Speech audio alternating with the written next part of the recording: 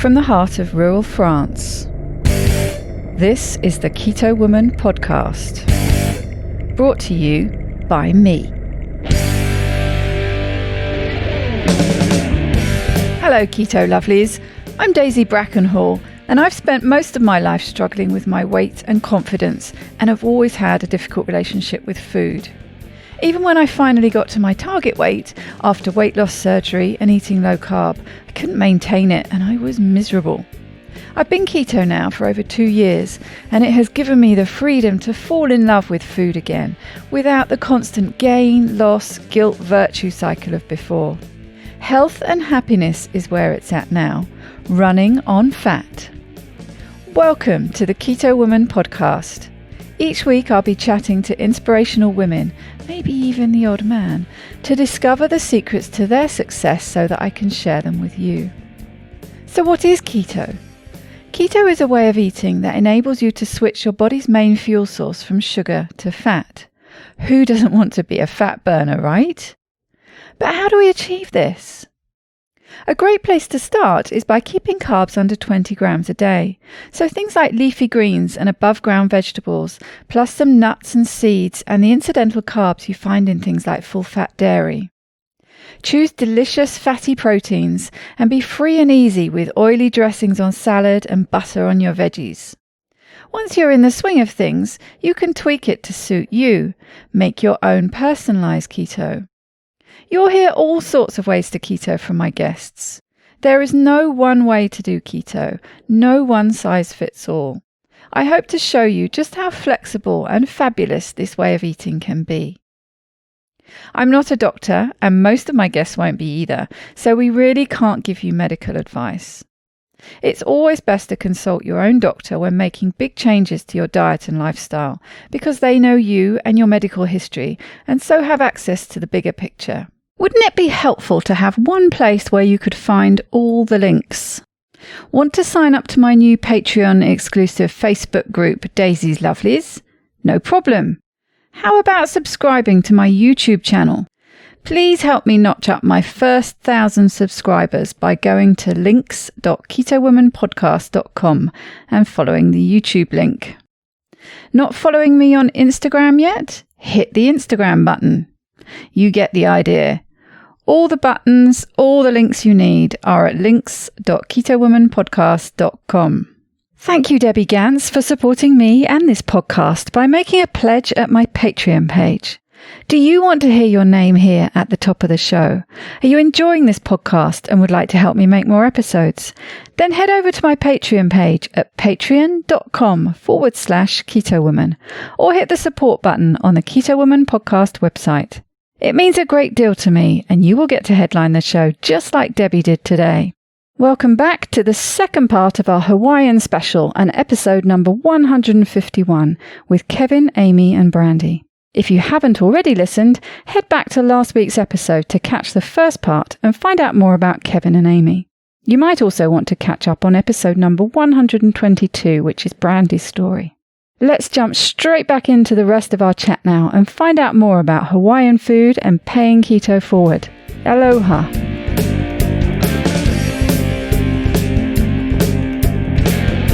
So it sounds like then that community is part and parcel. Absolutely. Right from the get-go. I mean, it's something that we talk about with keto, is to find your tribe and find your community. And that is a really good support. But it sounds like in Hawaii, there's no going to find it. It's there from the get-go. It's part and parcel of the strategies and the life that you have to build if you're going to approach keto. It's not, you don't approach the food first and then find the community support. It's all interwoven right from the beginning. Mm-hmm. Yes. Yeah. What's really worked really good for me is it was just the results. So I'm still posting, tasty looking food pics, keto Kanak Attack pics. But I didn't really notice much of the results as much as my wife did. When you're doing this constantly on a day-by-day basis and, just concentrating on yourself, it took for her to say, oh, you gotta, let me take a picture of you with these, these old clothes. I was very fortunate. I had a bunch of clothes that I bought were, in pretty new, really nice, but I outgrew them. I got too heavy for them, so I stuck them in a back closet.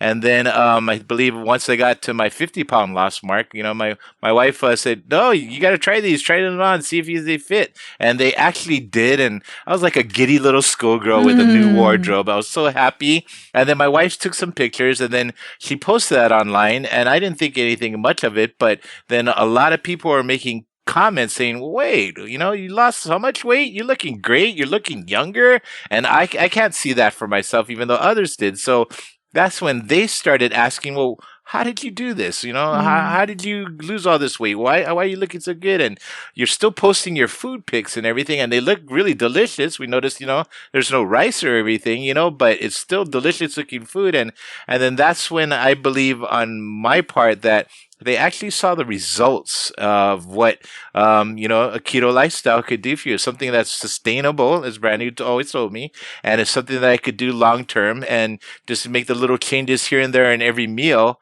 But it was something I could stick to, and I was just like blown away. Somebody made a comment today, and they started calling me slim, and I'm far from being slim, people, But it was just kind of a nice thing, and I think that's also part of it, is just seeing the results of what being on keto can do for you, and not just the outside results of the weight, but it's the inside results. That's also I feel better. Hawaii I feel thing. so much better. That's a Hawaii thing. Hawaii, it's really about being humble, and not bragging. Yeah. We and didn't not tell being anybody, aggressive. It's a local cultural trait that you can't be aggressive and tell people what to do. You can't You want to brag share about what I got. So share knowledge, share food. Sharing. So what we had to do with we never go out and tell people, "Oh, you should do keto," or No, this I do. Never did. The only time we ever bring it up is if somebody asks us what we did, and then if you're interested, come and ask me more. And then we found that a lot of people, they come when they're ready. Just like what Brandy told us when we sat down and we had that meal. We weren't ready in October, but we were ready in January and February. I had to think about it for a little while on that. Planted the seeds there, right? You have to be ready, don't you? Yes. And there's something I wanted to ask you, just going back to the community thing, that it struck me as you were talking. And it's a disparity I see between, potentially, tell me if I'm wrong here, but it sounds like from what you were saying about get-togethers that you were going to, and the people who were cooking made an effort because sharing food is so important and everyone being involved is so important.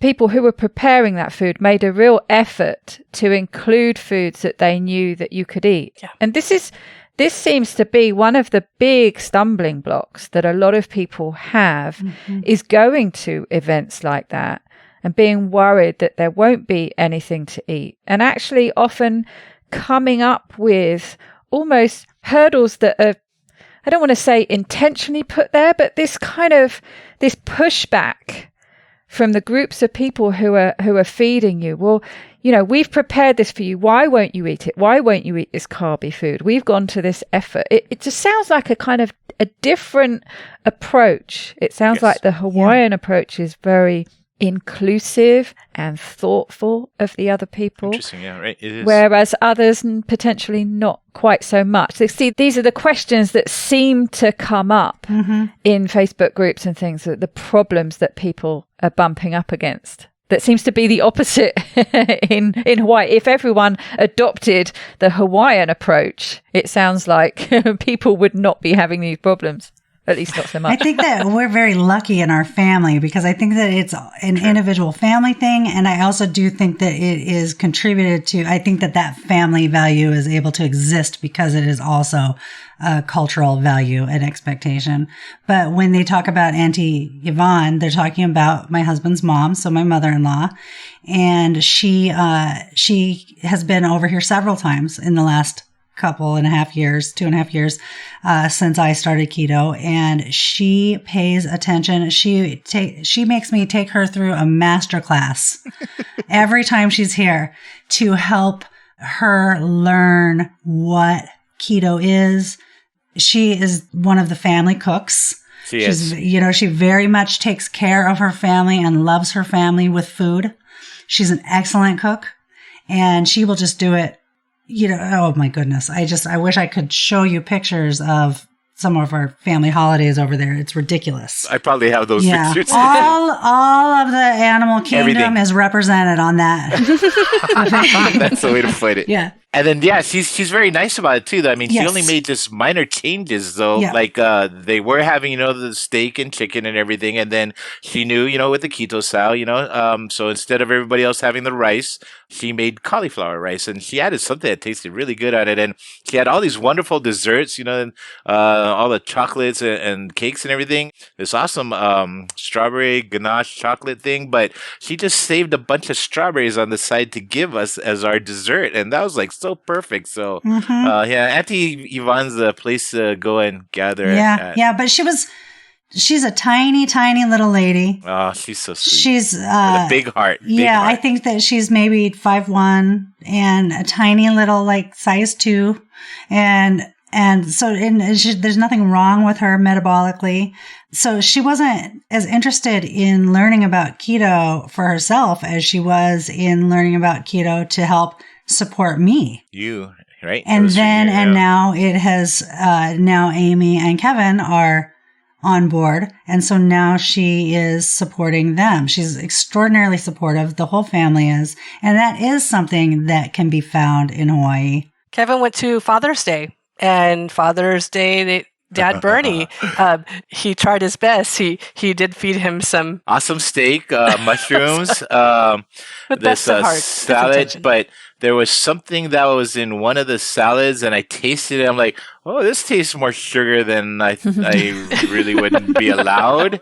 And what was it? It was a bunch of raisins added to it or something, honey? And it's like he tried really hard, and and it was just a minor amount, but of course I still wanted to enjoy it. And just the other day at my new job, a coworker had her birthday, and the boss actually brought in a cake.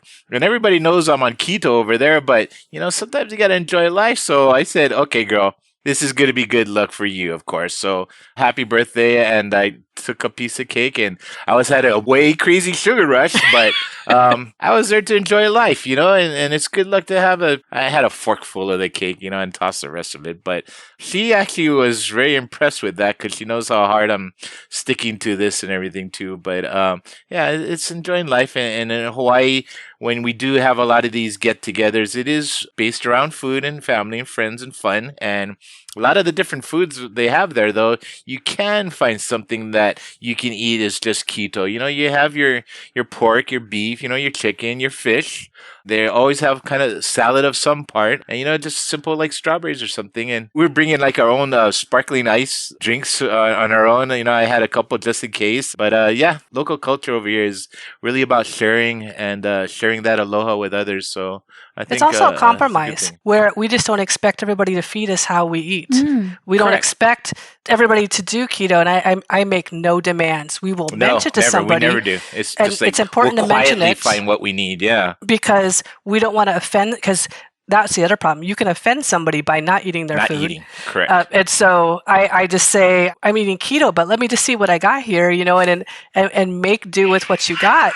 And then once they know what we're looking for, when you come back again, those foods will be waiting for you. That's right. They get it. And it's not malicious, and everybody's nice about it, and we give it a try, and then everybody supports. It's a very supportive community. Mm-hmm. Yeah. And it's often people wonder about, what am I going to eat? They're used to having a third of their plate filled with carbs. And they think, well, if I'm not going to be eating those, I'm going to need to replace them with something else. Yeah. And to a certain extent you might, but actually, no, people sort of fail to get, and you start to realize once you eat keto, is those foods kind of make you hungrier and make you eat more of them, and you don't actually need them. And once you're used to not eating those foods, and you're used to just having the protein element and some greens or whatever it is, you don't actually need to replace that carbohydrate part of the plate. You can just remove it. That's right. Very true. Yes. And we, going back to kind of the dynamic within a shared food culture, it seems like in some places there's almost a defensiveness, a self-protection that people will kind of fall under when they see you're eating a certain way and they're kind of still resisting that. They'll get, defensive. But in Hawaii, or at the very least in our family, the whole point, the whole thing that brings you joy is to be collectively sharing in a meal with one another. And they don't ultimately care what is on your plate. They're not investigating what's on your plate. Their motivation is to make sure that you don't feel alienated and you don't feel kind of disenfranchised from that in any way. So people are going to bend over backwards to make sure that you are as included as you have always been, and that doesn't change for you. Would you two say that's true? Most definitely. And not only, they also want to make sure you eat as much as you can, as much as you want to over there. And then at the very end of the night, everybody make a takeout plate or else, so it's like, oh, I got all this veggies and meat. Sure. Anybody else want? I try to offer out first, but yeah, it's exactly true. What you just said there, Brandy. And I think that going back to the kind of sharing with keto, I have been sharing keto with people for as long as I can remember even being on keto. From the moment I started experiencing outwardly visible results that other people could track, I was sharing about keto. And I have made mistakes in sharing about keto. And ultimately, it has resulted in nobody's frustration but my own. You want to shout from the rooftop. And when you have someone in your life that you love or that you care about that doesn't seem well to you, or it just simply isn't well, and that's just a fact, it can be very easy to kind of want to flog them with keto and never let up. Well, that's a mistake. It's a pitfall, and it's a pitfall I have fallen into because, the fact is that I came to keto because of one person. She mentioned it to me a couple of times over a 5-year period. We've talked about this before, Daisy, that it took me 5 years from my introduction to keto to actually start keto. And it's because I was ready. And, it took you guys less time to kind of go keto after you heard about it from me, Kevin and Amy. October to January. But you didn't do it until you were ready. And at some point for me, it became okay when people were interested in keto, if they didn't jump right on it, that became okay to me. I recognized that that was normal and it was fine, and that some people were going to find their way to keto and some people weren't, and that was okay. So in terms of your own kind of pay it forward game, I think that you do have to do some thinking about and some accepting about what you can do for other people and what you can't do for other people. The people in my life who have adopted a ketogenic way of eating and have stuck with it are always the people who take the information from me and run with it their own selves. Yep, very true. They are never the people that need me to tell them what they should eat every single day until they, can't do it anymore. That's so true. That's a really good point, Yes. actually. Somebody's got to want to That's right. make it their own. That's a really good That's sign right. that they're interested. I had a friend of mine who was interested in it from the benefits. Mainly weight loss was the reason she wanted to do it, and had seen my results and wanted to replicate that, but very much didn't want to think about it for herself. She actually not only wanted me to tell her what to eat, she offered to pay me to make and deliver her meals for 2 weeks. Oh my gosh. And it was just like, I can understand why,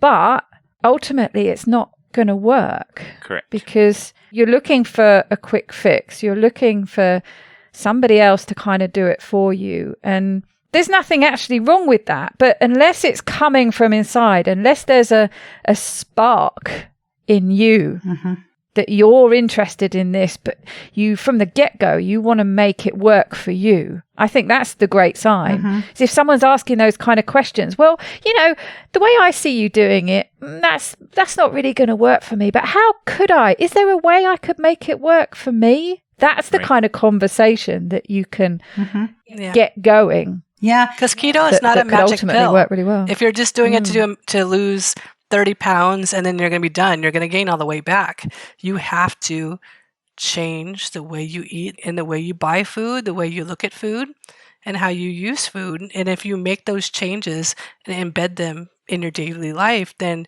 it's not going to be an instant loss, but you'll be healthy and you'll stay healthy and it'll last long term. Anybody who wants you to give them a menu that they're going to follow for the next couple weeks to lose some weight, it's going to mean nothing in the end. Because there's no changes. You have to change yourself. You're just not going to eat this diet plan. And that's why I see a lot of those diet plans fail. And people say, oh, I did that diet plan, you know, and I lost some weight, but I gained it all back because you only followed it for that particular time. And as soon as you stopped, it was over. But keto's the same way. If you stop and you go back to the way you were eating before, you're just going to gain the weight back the same way you gained it the first time. Right. Yeah, you ladies are totally correct too, because I've been having a lot of people message me, you know, and they were asking me, you know, how I lost the weight. But then when I gave them, you know, the basics and everything, you know, it sounded more and more like they wanted me to spoon feed them, tell me what to do, what to this. And that's not part of it. I mean, it's the dedication and the time and effort you put into not only just the research part, but sticking to it, you know, and coming up with and trial and error and finding what actually works for you. That I found to work. So I remember Brandy was saying, you know, a lot of people want you to tell them specifically what to do, but I don't got the time to do that. I'm trying to do this myself. I got a job, you know, I'm living here with my wife and everything, and all my free time is not easily given up to that. But the people that I have, you know, just given the basic info to and everything, you know, maybe about, I don't know, a half to a quarter of them followed through, and it hasn't been much. It's only been like about maybe 3 or 4 people. But yeah, some people, they want the easy way out. They want you to tell them what to do. So that's a big thing that you ladies are mentioning. I'm seeing myself. They want you to do it, but you basically got to do this for yourself and something, you know. To get yourself motivated. I think it's that natural desire, isn't it, for a replicable formula. Correct. Yes. They've seen you have results. Yes. Right. And what they want is for you to say, okay, you need to do This, A plus B plus C. Correct. And the result of that is going to be the same results that I had. That's a human nature kind of desire, and I completely understand that. It just doesn't work that way. Right. It's like really here we are, here are the building blocks. Yes. But we're all individual. And the way I put my building blocks together is almost certainly not going to work the same way for you. But here are the basic components. Here we are, throw them in the air. Yeah, and catch them as you and want. you have to catch Put them together. and put them together in a way that's going to work for you. Very true. Well, I look at it more as, because I was a teacher of mine, you can give a lecture and the people walk out of the room and they'll remember some things and it's not really useful sometimes in the end. But instead, if you teach them those skills, those basic life skills, they can apply those skills for themselves and they can be successful. You cannot just, like you said, spoon feed. You cannot give them those recipes because they don't have the skills to survive, to make it to continue on with life. And so it's lifelong learners, as we always say in school, is that if you learn those skills and apply them to yourself, you'll see the long-term success. Yeah.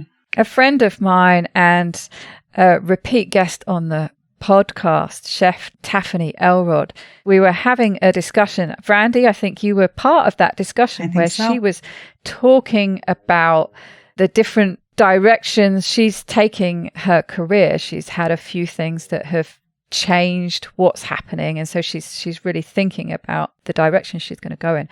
And the passion she has is teaching. And she was saying to us the same things that we're saying. She says she wants to teach somebody how to cook. She doesn't want to teach them just how to make a recipe. You know, there's a big difference. She's all about teaching them, just as you were saying, teaching them the skills, teaching them the building blocks, teaching them all the things they need to know, okay, the vehicle for that are some recipes that are delicious that they make together and they share. But the process is what's important. They're teaching them the skills of how to make that they can then take and apply to whatever recipe they want in the future. Very true. And that's what's been happening, because for Brandy, for the last 6 months, I have just picked her mind and asked questions. You're so smart, cuz. We love you. And I've taken everything that she's saying, and then I am applying and teaching my husband, and we're working together. And now I'm at that point where people are now coming to us and saying, what can we do? And I was like, well, even yesterday I said, well, why don't you start by looking at your recipe and doing the calculations to see how much carbs are really in that recipe. Not me telling them there's too many carbs, but you figure out how to do that so you can make those replacements. And once they have that skill, they can make their own recipe. And so that's how we're passing it on, is not telling people to do keto, is to say, here is how we did it, and here's how the skills I use to survive. Kevin will tell them, get yourself an app to monitor how much your carbs are and how much your macros are, and just start there just so you can learn yourself when you eat, and then come back and talk to me. I like how we've gotten to this next phase already where while we're still eating, we're still watching stuff on the Food Network, foodies, and it'd be something like the best things I ever ate, or Man versus Food or something. And me and my wife are like watching all these delicious foods all across America, and we both turn to each other and we're like, okay, so I know you're thinking about how you can convert that to a keto recipe style. And she said, oh yeah, I got this already. We substitute this type of almond flour or coconut flour for that base. Oh yeah, we could do that. And I just like the fact that it's something that we're still sharing, we're still learning, but yet we're still like figuring out, like, hey, that looks pretty tasty, and how can we convert that to something that doesn't have all that processed sugar and all that other stuff we don't need or don't want anymore. And I like that part, that we still tag team together on a lot of stuff like that. And we're always picking Brandy's mind about stuff online. So it's an important element, I think, actually, of keto is cooking, is learning some basic cooking skills. Yes, of course, it is possible to do it very, very simply, even possible to do it just predominantly with takeout food, actually, if you're very careful about it. But developing some basic cooking skills. That's a big thing. So that you can put things together at home. Yeah. And I'm not talking about cordon bleu skills here. It is actually very basic skills. How to prepare basic bacon and eggs, basic a protein and some greens, a protein and some salad, whatever it is. We're not talking about really complex skills here, but I do think it's a part of it, is getting familiar with some of the skills of preparing and cooking food, and just gaining some confidence in the kitchen that you can throw something together, especially at the moment during COVID, where it's not at all easy to do anything but that. Most people are having to prepare their meals at home. So I should imagine it's been a good period, actually, where a lot of people have had to develop some crash course cooking skills. I was going to bring that up because that's exactly what happened. I restocked the kitchen in February, because that's when I started. And so we spent 2 weekends cleaning out the kitchen. We donated a bunch of food and everything. Good stuff. And then our island locked down, where we were even under a 72-hour curfew at one point, where you couldn't leave the house. Nobody on the entire island could leave the house. And because we had all of these ingredients in the kitchen, like, well, I'm going to start cooking, because we couldn't get food. You couldn't order food. You had to eat what you had in the pantry. And I told Brandy this, I really don't like cooking. I've never enjoyed it. My mom was an excellent cook, so I never learned. I had the basic skills. Like, I can do the eggs and, I can make the basics, but cooking stuff from scratch was just something I'd never done. So so I found the recipe, and then Kevin was such a great support, because he ate everything I put in front of him. It was all so good, that's why. But he was honest. He goes, I can really maybe one thing. I can really taste the stevia, that lemon chicken. That did not come out. The a little bit too much xanthan on that one, right? Yes. But he was great, because I just had no idea what I was doing. Like, I had to learn how to use the Instapot, which I wasn't good at. I got an air fryer that Auntie Vaughn had given us for Christmas 2 years ago. I'm like, well, let's put All it of a to sudden, use. we used it. Yeah.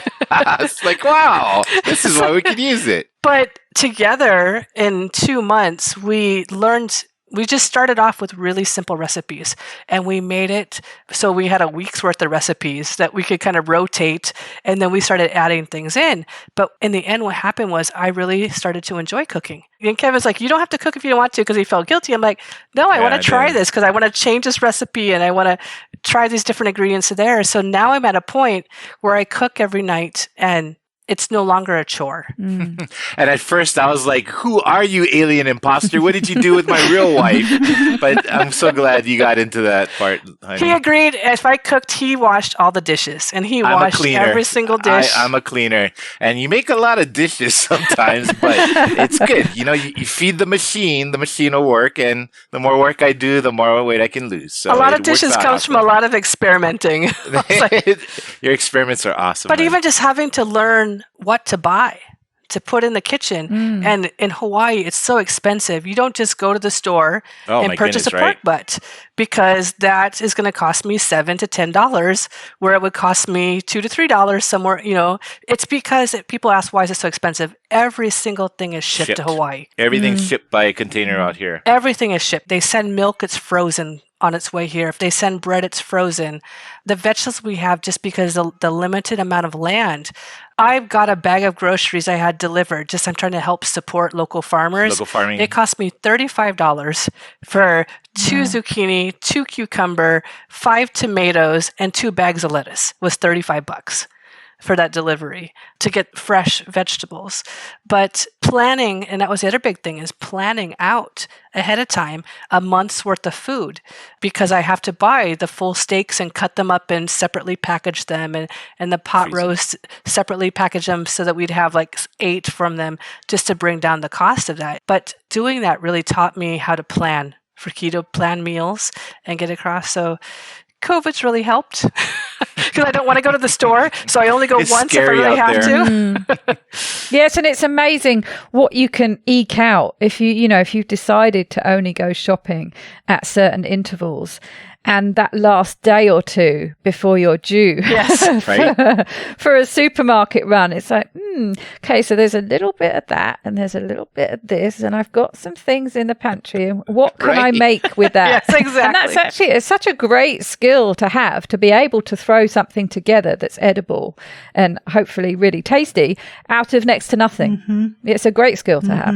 And I think that another thing about Hawaii that is interesting is that it is oftentimes, Amy and Kevin were talking earlier about going out to eat a lot, that it's convenient, that it's, another component to that, however, is that it's less expensive. Oh, really? Right. Yes. In most places, you think, buying your own groceries and cooking your own food is going to be the more economical choice over going out to eat in restaurants, which have prepared your food for you.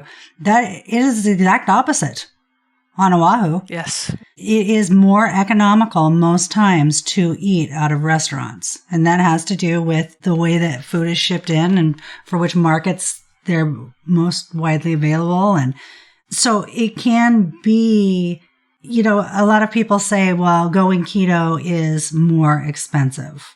And you have other people that will say, well, that's just not true, because you're not spending money in these areas. If you're investing it differently. It's not more expensive. Well, I would submit that it probably is a little more expensive. And I would submit that in Kevin and Amy's case, because they are in this very unique market and environment, that it is indeed more expensive. So you do have to negotiate that, and you have to figure out how to negotiate that. And it can be done. Obviously, it can be done. Kevin and Amy are doing it. There's lots and lots of other people that are doing it. But it is a consideration, and it is another thing that can be hard when we're looking at reasons why somebody may not be kind of bringing it all the way. And we might have feelings of disappointment because they're not adapting as well as we would hope they would especially if they're living in Hawaii, they are negotiating even added stressors, or, they're mitigating additional things I did not have to worry about my food becoming so much more expensive the way that Amy and Kevin did. And I was able to kind of ease into choices to spend more money than I did before. But that was in terms of, okay, well, now I'm going to think about where I source my meats from. Right. Now I'm going to think about where I source. How are these animals being raised? How are these vegetables and plant products being grown? Where are they grown? Where are they shipped in from? What's their footprint? It was a bigger consideration. And we have in Washington State, in my area of Washington State specifically, we have a large availability of food. We have a lot of food choices. I'm able to choose to spend a lot of money or not. And I can keto cheap or I can keto expensive.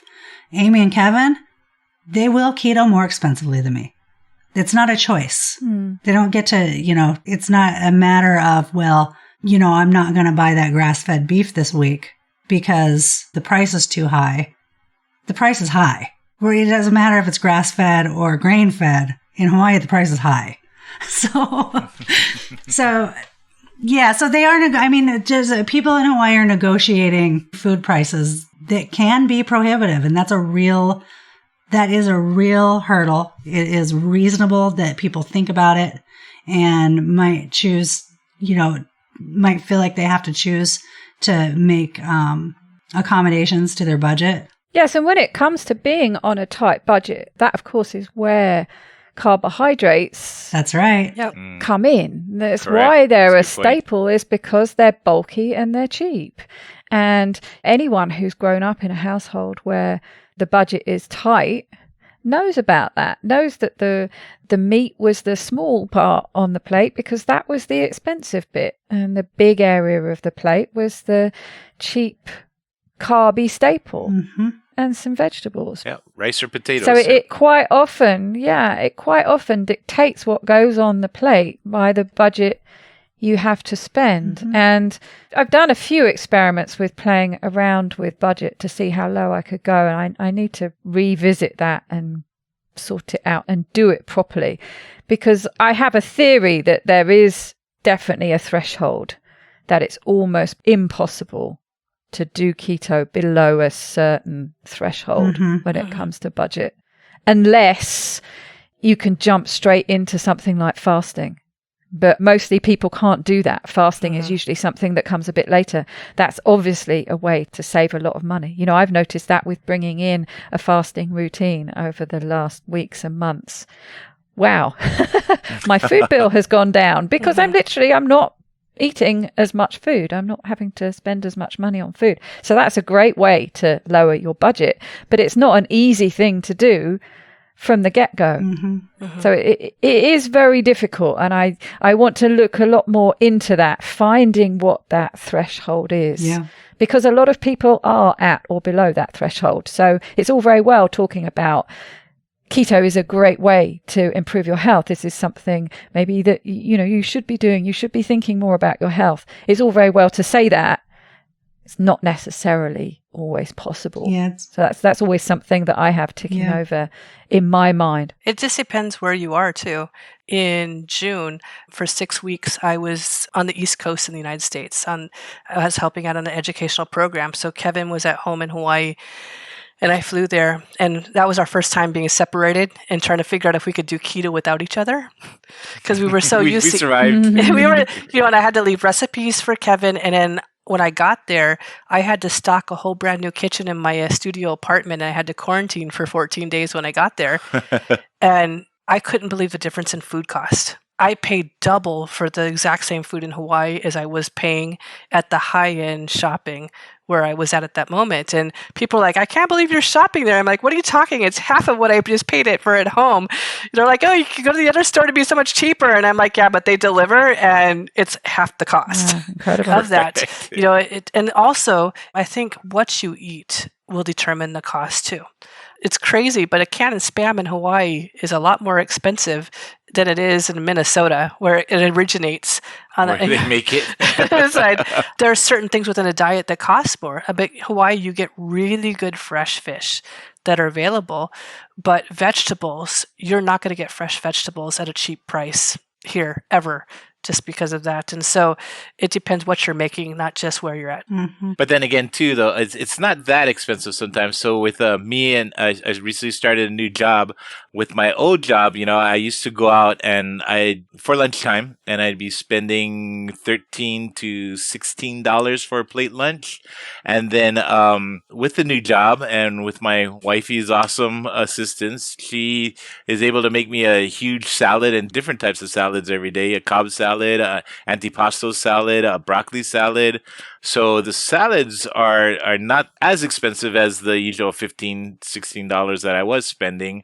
But yeah, she buys mostly all of our food, and she would know better on how much those cost. But I think just me having to switch on what I'm able to get for lunch, it actually helped us a little bit. Or maybe we're saving money at lunch and we're spending more for dinner, I'm thinking. So, but those are all great points, ladies. Yeah, the cost.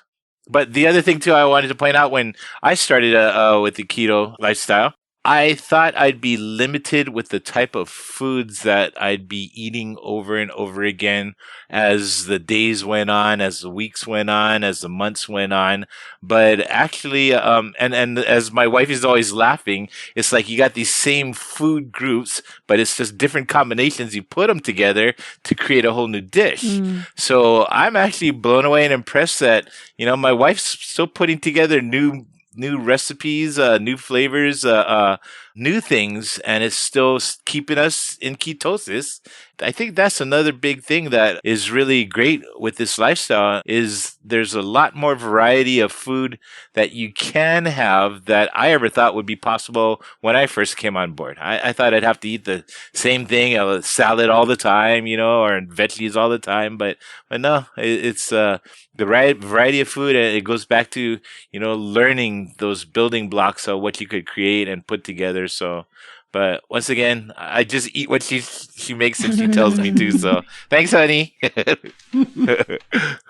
Once again, just so stoked and blessed, and I'm a firm believer things happen for a reason, and I think we were meant to spend that time with you, and then what we went through, and even at this time, with COVID and us having to stay at home and make our own foods, and seeing how this affects the heavier folks, especially the Hawaiian population, who are more prone to being heavy and everything. You are a lifesaver, so you're representing very well, girl. Keep on going, and hopefully we can keep picking your brain because your knowledge is so awesome. I mean, you still inspire us every time. So, well, I appreciate. What about you, wifey? I am so thankful. Well, I tease Brandy. I call her my guru. And as people ask me questions, I'm like, I don't know that answer.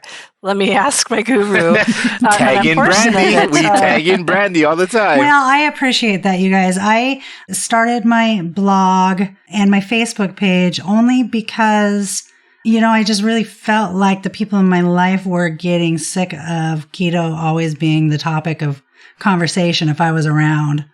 And I didn't want to constantly inundate people with something that I was talking about a lot. It was exciting to me. I can see why. You were talking about Kevin being severely obese. Well, I was morbidly. Thank you very much. Yeah.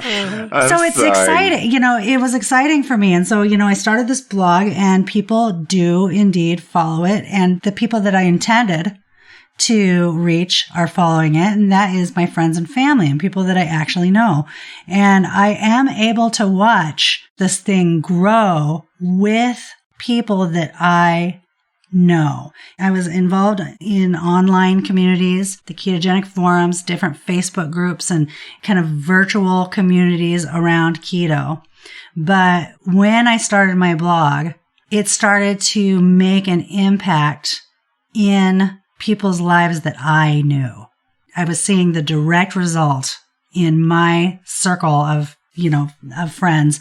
Not only was that very rewarding for me to start to see that happen, but I was able to recognize it as a responsibility for me to find a way that I could express and inspire, or that I could make an impact based on my skill set. My deal is that I can cook and I can write. So the best way for me to share my experience is to maybe put up a blog and write and cook. Kevin, you're doing, a lot of the Instagramming, and you guys started a great Facebook kind of Hawaii keto group on Facebook, right? You guys have already got a ton of members, and you guys are very good at it. It flows very naturally. The way you interact with the people who are on your group is really natural. Just right down to even when new people join your group, you guys come on every day and welcome those people by name. That's a skill. I'm just rambling. No, that's awesome. I never even thought, Yeah, yes, that is true. So yes. You inspired both of us, and we decided to pay it forward too. So a lot of people were individually messaging us and asking us questions. And then last weekend, my wife created this whole Keto Kanakatak Facebook group. And I'm so glad you joined in, because with your knowledge, like Amy said, if we don't know something, we just put tagging in Brandy, and you come up with the most awesome info that is inspiring all these other people too. So yeah, we're just, we're still basically beginners, but we felt like it was something that is so beneficial to us, especially for our health and what's going on right now, with the pandemic and everything, that it's an honor to be able to pay this forward, to share this aloha and share this knowledge with others. And glad, my wife, she's my little computer tech. She put all this group together, and, we're just doing our own little thing. But yeah, I'm very honored that we could pay it forward, and we're getting some people involved now. And this other guy, he actually shot me a text.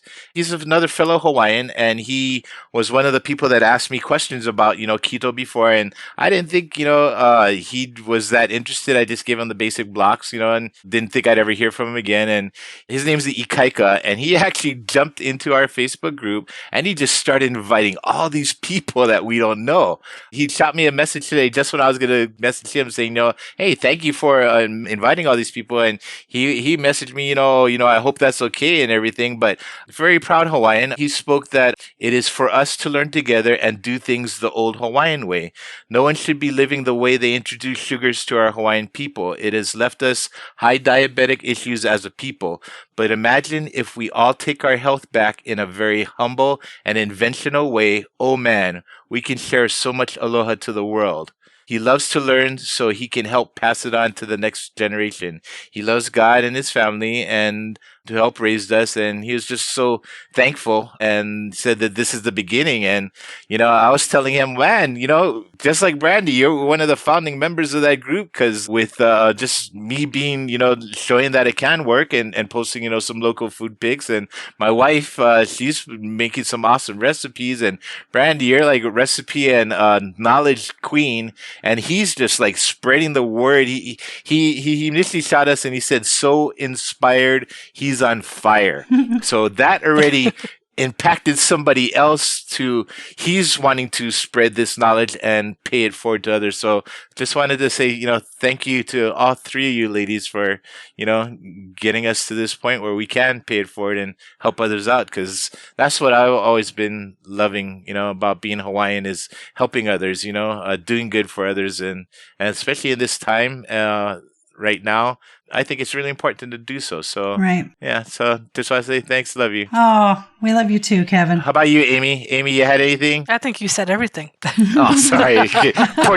Portuguese, okay? So I talk a lot too. No, Sorry. I just want to say that watching it go from Brandy to Kevin to another friend who is just starting, and he's so excited and so thankful. And, he's soaking in everything that's there, because at that moment he's watching, and one thing he said is that he let everybody know is that he was so proud of what Kevin had done and saw the evidence over it from when he was January. He's been following him since January, what's happening, and now he's ready to go. He's been inspired, and that's what it is. He's ready now. And if he's ready, it's just a perfect time to just now, let's start putting some recipes out there. Here's possible things you can have, and here's what to do. And he's bringing other people in with him. And that's how it works. It goes from one to another. It's not something that you pay for, that you have to buy. It's really just knowledge shared by all. Mm-hmm. Yeah. And, one of the things that I think you'll find over time in your group, Kevin and Amy, that I have found to be absolutely... Our group. that I have found to be absolutely true on my page, as well as when I'm, talking to people, is that you start out talking about keto for the excitement that you feel about the changes in your life, and you want that for other people. It evolves into figuring out how you're going to conduct your own style of outreach or activism around it, whether it's a blog or a page or a podcast, Daisy. And that becomes rewarding when you see people's lives changing for the better, and is further rewarding when you know that you have been a part of that you've played a part and made a contribution. Any kind of contribution is meaningful. But ultimately, you get to the point that people interacting with you actually serve to inspire you to keep going. Correct. So I may have paid it forward to you, Kevin and Amy, but in less than a year, in just over 6 months, in fact, you guys have turned around and paid that back to me, because it really does reinvigorate my, desire to keep doing this and to keep getting after it. And to keep, after, I was heavy enough and have experienced enough kind of stressors in my life over the last 2.5 years that I still have weight to lose. And I have been in a weight loss stall for quite a long time now, almost a year, but I haven't gained. That's a good thing. Daisy and I have talked about this before. I'm, through everything that, we've been through as a world, our circumstances that we're finding right now, I haven't gained. So, but the point is that, it's not all just fun and games all of the time. It's not always great results. You can get discouraged, especially after a number of years. It's just amazing when you get to the point that your outreach and the ways in which you've tried to pay it forward pay you back and really just reinvigorate you. And that's exactly what happens. It is not a one-way road. You are constantly receiving real material benefit for yourself when you are involving yourself and, giving people information and contributing in any way that seems best and most appropriate for you personally. It's a great point, actually, to remember that it's not just your responsibility to pay it forward. I think people can sometimes become a bit overwhelmed with that. If they know that they've been an example for other people, it can sometimes weigh a bit heavily if they're experiencing some problems. And the weight of that, you feel that responsibility. You're the one that inspired somebody. So you have to maintain that. You have to maintain some kind of mythical level of perfection. So I think it's worth remembering that you still need to accept help from others. And like you were saying, it's not a one-way street. It ebbs and it flows in both directions. That's exactly right. Yeah. And you're right, Daisy. It can seem like, and I do think that this is a position that we potentially put ourselves in, but it can feel like you're suddenly in a position that you're under a lot of pressure to always be representing that success. The weight loss success, the health turnaround success. And the fact is that sometimes a good portion of a whole year can feel pretty junky. And so, we're not just taking on the responsibility of getting information out there. We are building a community in which we are interdependent, and we do get back after we've served and offered and contributed. We will get that back in return to help, keep us going. True. Well, it's been fantastic sharing some time with all of you. I've learned a lot. It's been really interesting. It's been really great fun. This has been nice. Thank you. So I wonder if we could wrap up in the customary fashion, which is for all of you to leave a top tip. I don't know who wants to go first. I'd like to go first because I don't want everybody to steal mine because it's the only one I had to. Nah. With keto, you got to remember that it's not a sprint. It's a marathon. You know, you're not trying to get to that finish line immediately. You want these to be long-term changes that you can do gradually. And it's going to take some work, but anything that's worth it in life is worth working for. So it's not a sprint. Go for the marathon. That's all I have. Fantastic. And share aloha. Sorry if I took yours, honey. Yes, you came pretty close. The problem is I came up with that. we think too much alike sometimes. It's kind of scary on a person. I think I mentioned earlier, keto is not a magic pill to fix problems instantly. It's something that is just a change of how you eat, a change in learning the skills to remain healthy. It's not about losing all the weight. It's about changing your insides and your goals. Mm-hmm. Perfect. I guess for me, what I'm thinking about tonight is, we are currently in a situation where diabetes is a problem. It has been a problem. And now we're kind of living in a COVID world as well. And we know that those two things can complicate one another, to the point that our chance of survival is, I guess diabetes is something that is insidious and will kill you, but it does it over time. It's a slow killer. Now we've got COVID that will kind of attack a person with a disease such as diabetes, and it can feel really immediate. You can see the ravages of it very immediately. And so now is a great time, as Amy has demonstrated, for those of us who have metabolic illness to start to try to fix our metabolisms and to really get into the process. And Amy has proven in real time that you don't have to have started in order to see real benefit. You can start now. It's never too late to get started and really climb on board, I guess. That's good. Yeah, it's definitely something that sort of kicked my ass into gear.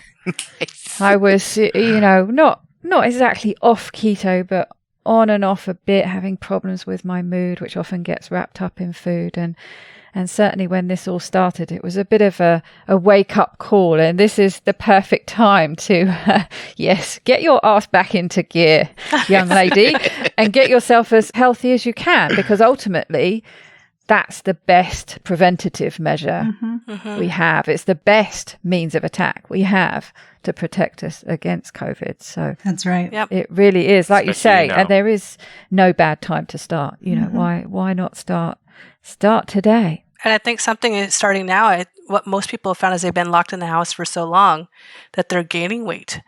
We see the depression and the refrigerators there, and they're either going to have to start now or they're going to find problems a couple months down the road where they're not going to be able to turn back very easily.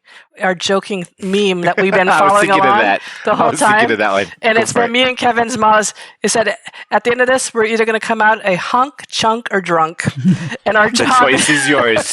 The choice is yours. We've been going on. It's like, okay, we may not be hunky, but we're still going to give it our best try because a lot of people are losing their health because of what's happening right now and not being able to do what they're normally doing. And so I think a lot of people who have approached us, it's because they've put on 10 pounds. A lot of weight. Stress eating. A lot of weight. It's very stressful times. Yeah, I think that's true. And it is actually something that I think that the two of you should be commended for, because you guys aren't in this place where this is just old hat. You're still very much in the stages that you're adopting this as your lifestyle for forever. But in probably Daisy's mind, I'm a real newbie. And in my mind, you guys are real newbies, right? You're new to this and you're still figuring it out. But you guys have figured this out and kept great attitudes, despite the fact that we are essentially locked out of 60% at least of our typical way of living. Yeah. You know, our access to things and our access to other people and our access to basic goods and services has all been altered. And people are depressed and they're gaining a bunch of weight. We're all struggling through this. Yet here you guys come like it's any other day. And I think in the last 7 months, you've lost over 100 pounds between you, right? I've lost a little more than 50, and Kevin's lost 71 In a COVID world. Wow, fantastic. in a COVID world. Yeah. You guys are awesome. Very blessed. Things happen for a reason. So once again, thank you, ladies. Love and aloha to you, all three of you. You guys really still inspire me. I wanted to ask you actually the meaning of that word. I sense there's quite a depth of meaning to aloha. From what I know, aloha is hello. Aloha could mean goodbye. Aloha means love. Mm-hmm. So living aloha is sharing that love to others, paying it forward. But that's just my take on it. Brandy, Amy, what do you guys think? No, you got it. You got it. That's exactly right. Oh, nice. I sense there was a bit more depth to it. You know, I think of it as a greeting, but it sounded like there was a bit more to it. Feeling. And there it is. What you're thinking is the aloha spirit. Mm. It can be a greeting, but living aloha spirit and live aloha was a saying that went by. It's that kindness to one another, caring for one another, taking care of one another. What we're talking about in our world where we should respect and take care in our community. And so that aloha spirit lives with a group of people that form this bond together, this understanding of caring. And you don't have to be Hawaiian to be sharing love and aloha. It's just you individually making that choice to help others, to pay it forward, to do the right thing, even when it's the hardest thing in the world to do, to stay in aloha and share that aloha. So yeah, it works for everything. Yeah. I have so much aloha for you ladies. Have aloha for you, And everybody cousin. out there listening to this. Yeah. Well, I think that's the perfect place to finish on that note. That sounds like we all need to embrace the Hawaiian aloha. It's certainly something that I'm going to take forward with me. So thank you so much for spending this time with me. It's been a very great pleasure. Oh, the honor is all ours. Thank you so much. Aloha, everybody. Aloha. Thanks, Daisy, for inviting us. Thank you. Welcome.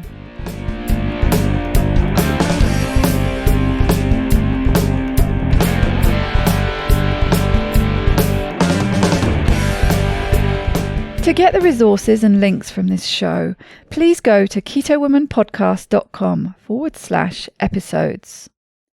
Please share this podcast with as many people as possible by sharing one of my links or just taking a screenshot of an episode that you enjoyed. Reviews really help raise the profile of the podcast, which gets it in front of more people, but also helps me attract a wide variety of guests. So please take a minute to leave a review on whichever podcast app or platform you like to listen on. It doesn't go unnoticed by me, the people who regularly like, share and comment on my posts. Your support really does mean the world to me. Thank you. Are you enjoying this podcast? Help me make more episodes and videos by making a pledge at my Patreon page, patreon.com/KetoWoman. Or simply hit the support button on the Keto Woman Podcast website. Don't forget to join in the fun on the Keto Woman Podcast Instagram and Facebook pages, and Daisy_Keto Woman on Twitter. Are you my next extraordinary woman? Maybe you've got an idea for a show, a topic you would like to hear about. Let me know how I can tickle your earbuds by dropping me a line at daisy@ketowomanpodcast.com. This week's end quote is from one of my niece's favourite films, Lilo and Stitch. Ohana means family, and family means no one gets left behind. Bye-bye, Keto Lovelies.